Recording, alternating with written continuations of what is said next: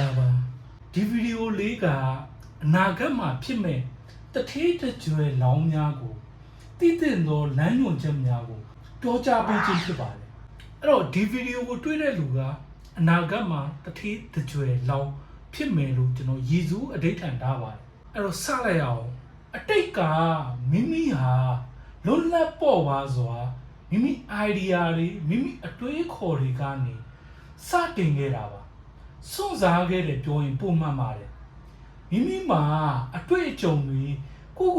ယုံကြည်မှုတွေကိုထမ်းပိုးပြီးတော့မိတ်ဆွေတွေချစ်ခင်ရတဲ့သူတွေတားဆီးနေတဲ့ကြားကနေစွတ်တိုးခဲ့တာပါမိမိcalling လောက်ခံလိုက်ရတယ်လို့ရဲရဲဝံ့ဝံ့ဆုံးဖြတ်ပြီးတော့ရှေ့ဆက်တိုးနေခဲ့တာပါရိုးသားဖြူစင်စွာနဲ့ပေါ့ဒါပေမဲ့ဒီအချိန်မှာမရက်တည်နိုင်တော့အောင်စိတ်ကောလူကောပင်ပန်းနေတာကိုချင်းစာမိပါတယ်ပုံကိုပဲကြည့်လိုက်ပါစူးစမ်းသမျှအရာမထင်ပဲနှစ်ဖူးကွဲဒူးပြက်ဖြစ်နေတဲ့အခြေအနေပါဘလောက်ထိအထီးကျန်နေမလဲဘလောက်ထိဝမ်းနေနေမလဲဘယ်သူမှမသိပါဘူးမိမိဘာသာအာယူရက်တည်ခဲ့ရတာပါဒါပေမဲ့နောက်ဆုံးပေးနေတဲ့မဆိတ်ကလက်မလျှော့လိုက်ပါနဲ့哦ပထမဆုံးမိမိကိုဂတိကဝပြုတ်ပေးပါတန်ဋိဌာန်ချပေးပါ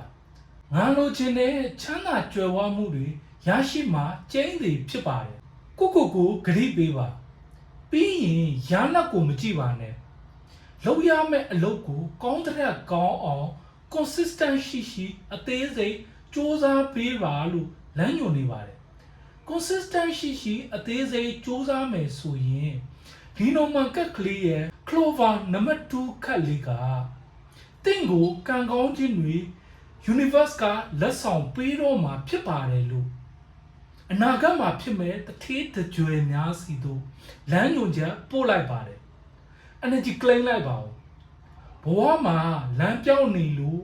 တိုင်ပင်ဆွေးနွေးခြင်း